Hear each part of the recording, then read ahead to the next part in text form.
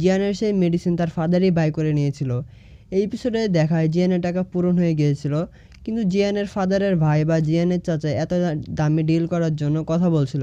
কিন্তু জিয়ানের father direct বলে তার ছেলের লেভেল বাড়ানোর জন্য সে সব কিছু করবে।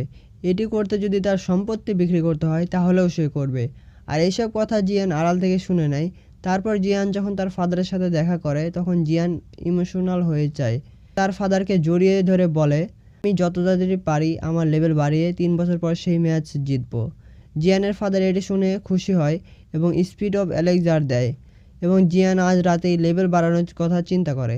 তার মাস্টার এটি করতে মানা করে কারণ উত্তেজিত অবস্থায় তার শরীরে বিরূপ প্রভাব পড়তে পারে।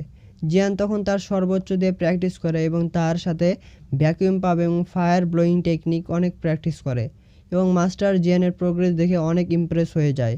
জিয়ান তার মাস্টারের ধারণার অনেক বেশি প্রোগ্রেস করে নিয়েছিল। জিয়ানের